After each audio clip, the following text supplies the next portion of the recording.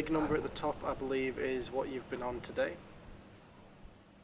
Well, to be fair, I have used Google Maps for 4 hours, so it's saying 8 hours 3 minutes, which isn't great. So we'll maybe say 6, will we? Maybe say 6. No, I'll say I've been using it for, but that just means that all I've just said is a load of shite.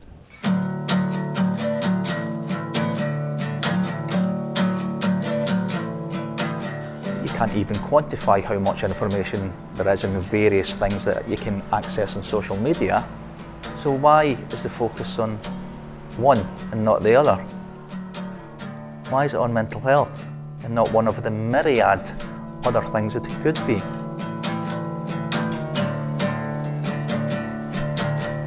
So it's not about let's get rid of technology, it's about can we make conscious choices. And my conscious choice was not to use a smartphone because I knew it was my easiest way to control myself. It's interesting, now already it's quite difficult not to have a smartphone. I mean, you can still live without it, but lots of companies insist that you install their app and so on and so forth, so you have to jump from the hoops. When young people start using their devices from the early age, they very quickly get hooked on these quick feedback loops. They get almost instant gratification. Now, because the neuroplasticity of the brain, so the ability of changing based on what we do, is the highest during the teenage age, what tends to happen is that these connections that our brains have built are so strong that it becomes very, very difficult then in the adult age, for example, to stay concentrated on something.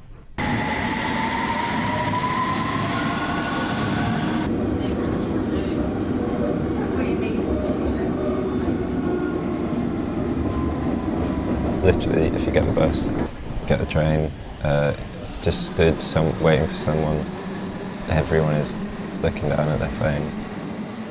I'm a bit sensitive to people using their phones when they're with me as well. I get a bit annoyed about them doing it, but...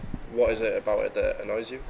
It's just, I realise when I'm doing it, I can't be fully present and listen to someone actively.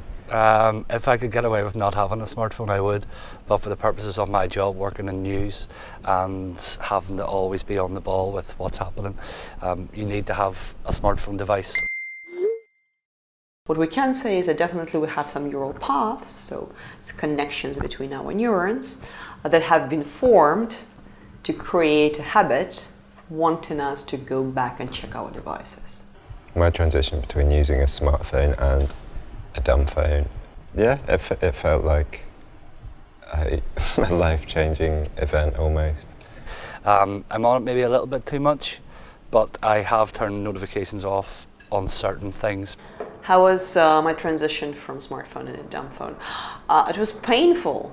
Just holding this piece of, felt like vintage sort of technology, and it felt like I was taking control of my own behaviour and my own social media usage. So it felt quite powerful. So 36 hours, 54 minutes. Is that what it says for 7 days? Oh, 59 hours. Jesus Christ. Yeah, but 18 hours of that have been on WhatsApp.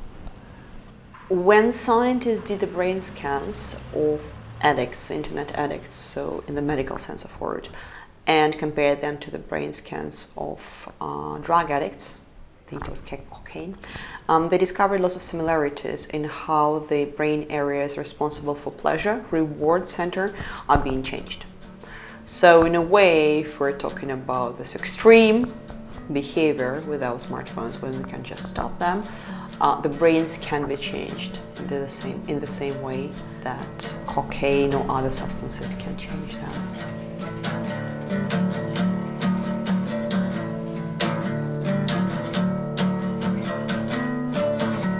Today we process more information in 1 day than we did in a year 25 years ago. So it's in a very short period of time, in the last 20 years, that revolution happened. But because it was happening for such a fast pace, as I said, no one had time to stop, look backwards, look into the future and say, guys, hold on, what's happening? I think it's worthwhile to give them a break as well, and do a bit of reading, watch the telly, just switch off, because people are in this persona now that you have to always be logged in, you have to always be there and be seen. I always knew I was on my phone 24/7, especially as a teenager.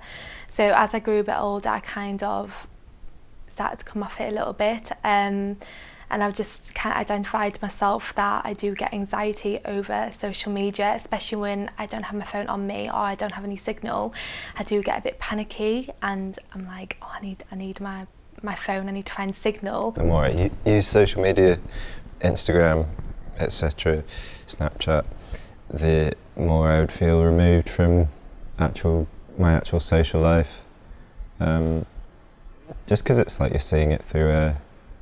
you're literally seeing it through a screen. So I think to say that social media is automatically bad for someone's mental health is wrong.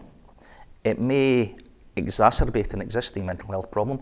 It may alleviate an existing mental health problem, but I don't think that has anything to do with the technology itself. I'm never fully in the present. I'm always subconsciously thinking about my phone or thinking about what others are doing. The people that freak out the most are the people that use their phone non-stop, and they couldn't imagine their existence without using it. People nowadays, they don't really send a text and then wait for somebody to reply in an hour's time because you're rude or you're ignorant or how dare you ignore me. You're expected to reply instantly. Yes, they're called instant messages, but really? That's a funny thing, waiting for people to reply. That's quite a strange thought. But yeah, there's a bit of time spent doing that, more than I would like still.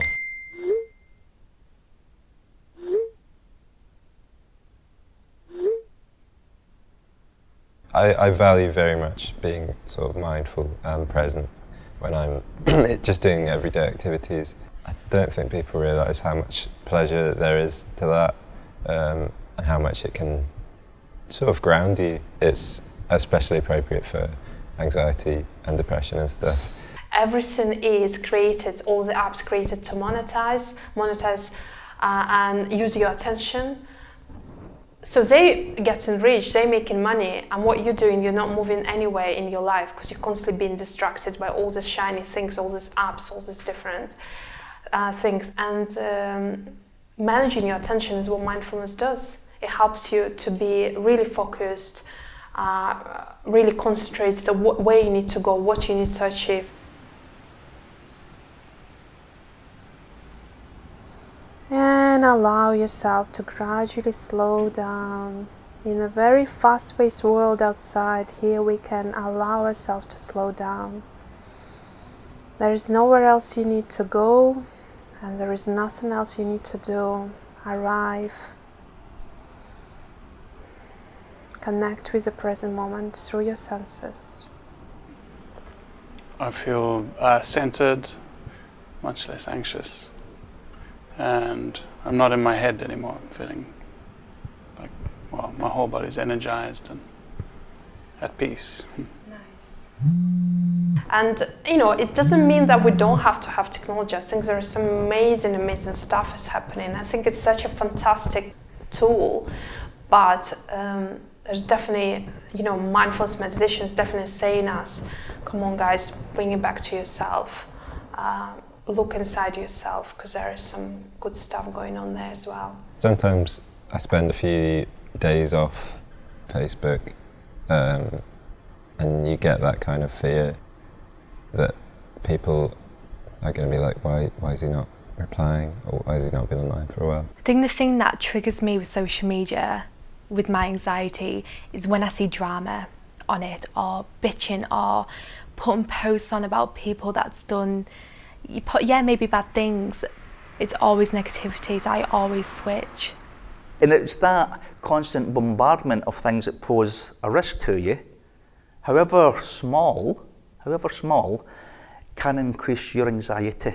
I think we have a choice whether we continue to do that or whether we're going to stop and assess how it impacts our mental health. that continuous attachment to our devices. I would love to just leave it at home, turn it off, whatever it may be, because I just think you would feel free. I'm not one of those people who forgets their phones and they're like, oh my God, where is my phone?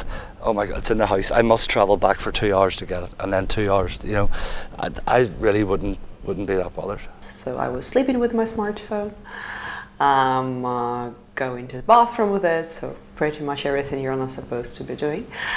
I didn't think there was anything wrong with this up until I started feeling phantom vibrations, which is when you feel that the phone is making some kind of noise or movement in your pocket and you don't even have it on your body. And also when my right thumb started to feel numb because of endless scrolling, which made me think, maybe I need to take a break. It makes us very unhappy because when you're disconnected from yourself, eventually you realize you don't know who you are, you don't know where you're going, you're constantly looking after someone else's goals, you're constantly looking at what celebrities are doing online, what someone else is doing, you're rushing at a fast pace. So are you living your own life? Well, that's a question anyone can ask themselves. I think that's one of the things that social media has done to people as well. It's reduced our attention spans to absolutely nothing.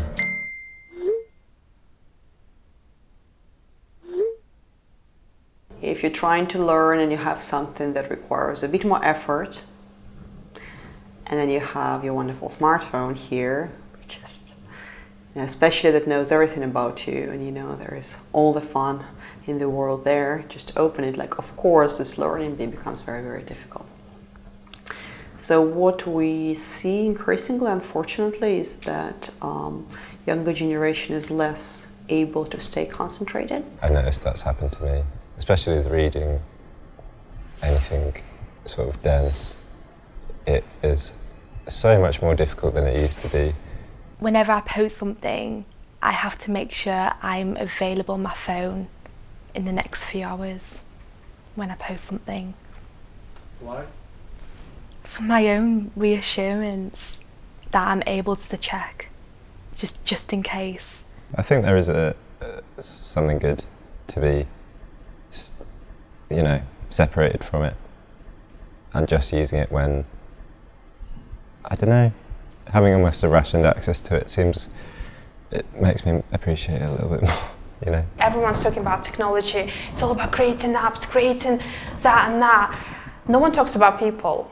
It's going to come to the ridiculous stage where people are sort of not communicating at all. We are not questioning anything. We just go to Alexa or to Google and ask for an answer. I would say we need to have a discussion around which tasks we are outsourcing as humans to the machines and which we want to keep to ourselves. Because yes, we can create the machines that can do anything. The question is, should we? For example, using GPS all the time. Our internal navigation system is a very, very complex system. So in a way, if you imagine that we are recreating different layers of Google Maps in our head all the time. And we're constantly assessing ourselves in the space and how we are in the space in relation to other objects in the space.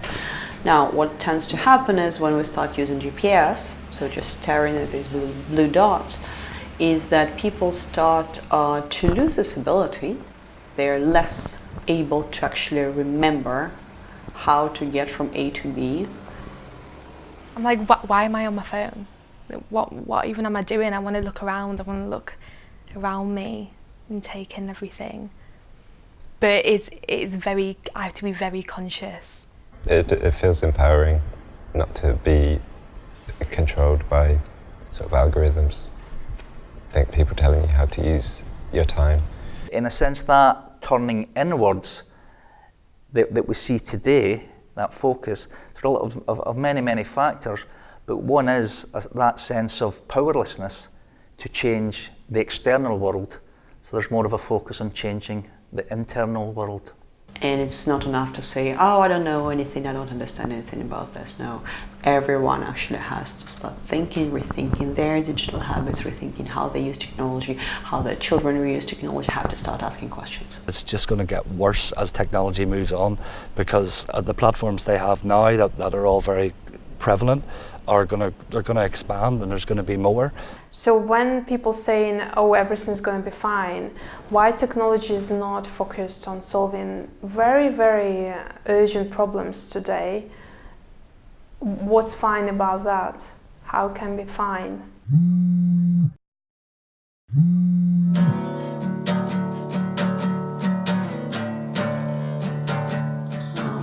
We are in a potentially very, very dangerous situation. Yeah, we have social media companies that now have like 5 billion users. Never ever anyone could talk and influence the behavior of so many people around the world.